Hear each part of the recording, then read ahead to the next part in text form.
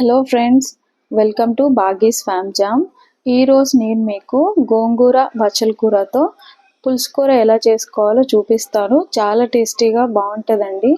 దీనికోసం మనం బచ్చల కూర గోంగూరని ఒలిచిపెట్టుకొని నీట్గా వాష్ చేసి ఉంచుకోవాలి. నానబెట్టిన పచ్చిపప్పు, సన్నగా కట్ చేసిన ఆనియన్స్, ఇంకా కొంచెం కరివేపాకు తీసుకోవాలి. కళాయి పెట్టుకొని 4 స్పూన్స్ ఆయిల్ యాడ్ చేసుకొని, పావు స్పూన్ జీలకర్ర, పావు స్పూన్ ఆవాలు, 2 ఎండుమిరపకాయలు తీసుకొని కొంచెం కరివేపాకు వేసుకొని తాలింపు ఫ్రై అయ్యాక కొంచెం ఇంగువ యాడ్ చేసుకోవాలి. ఇప్పుడు సన్నగా కట్ చేసి పెట్టుకున్న ఆనియన్స్ వేసుకొని మంచిగా ఫ్రై చేసుకోవాలి. ఇప్పుడు ఆనియన్స్ కొంచెం ఫ్రై అయ్యాక లిడ్ క్లోజ్ చేసుకొని ఆనియన్స్ని కొంచెం ఉడికించుకోవాలి. ఆనియన్స్ మనకి కొంచెం ఉడికిన తర్వాత సన్నగా కట్ చేసి పెట్టుకున్న బచ్చల కూర ఇంకా గోంగూరని వేసుకోవాలి.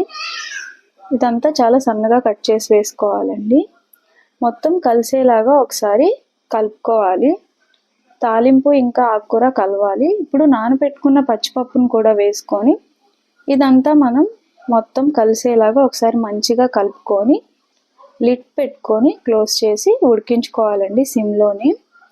కొంచెం సేపు ఉడికిన తర్వాత ఒక 2 మినిట్స్ తర్వాత లిడ్ తీసి చూస్తే ఇలా మనకు ఆకుకూరలో నుంచి వాటర్ వస్తూ మంచిగా ఉడుకుతూ ఉంటుంది. ఈ టైంలో ఒకసారి కలపాలండి, లేదంటే అడుగంటిపోతుంది. ఇప్పుడు కొంచెం ఒక 1 స్పూన్ సాల్ట్, పావు స్పూన్ పసుపు యాడ్ చేసుకోవాలి. సాల్ట్ వేస్తే ఆకుకూర ఇంకా త్వరగా ఉడుకుతుంది. ఇదంతా ఒకసారి మనం బాగా కలుపుకోవాలండి, లేదంటే అడుగంటుతుంది. మొత్తం అంతా మంచిగా కలిపాక లిడ్ క్లోజ్ చేసి ఉడికించుకోవాలి. కొంతసేపు తర్వాత లిడ్ తీసి చూస్తే ఇలా ఆకుకూరలో నుంచి మనకి వాటర్ వస్తూ ఇంకా ఆకుకూర అంతా దగ్గరగా అవుతూ మంచిగా ఉడుకుతూ ఉంటుంది. మనం అంతా దీన్ని మంచిగా కలుపుతూ ఉండాలండి, లేదంటే బాగా అడుగంటేస్తుంది.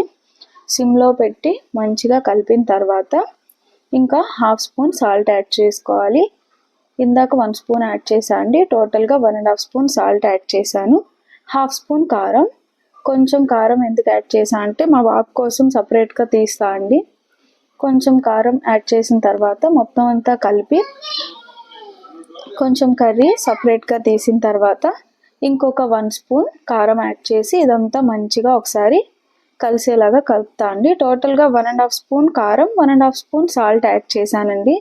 గోంగూర పులుపుని బట్టి మనం సాల్ట్ ఇంకా కారంని అడ్జస్ట్ చేసి వేసుకోవాలి. అంతేనండి, పులుసుకూర రెడీ అయిపోయింది. దీన్ని మనం ఒక బౌల్లోకి తీసుకోవడమే. వేడివేడిగా అన్నంలో నెయ్యి వేసుకొని కలుపుకొని తింటే చాలా టేస్టీగా ఎమ్మీగా చాలా బాగుంటుంది. Please like and subscribe. Love you all.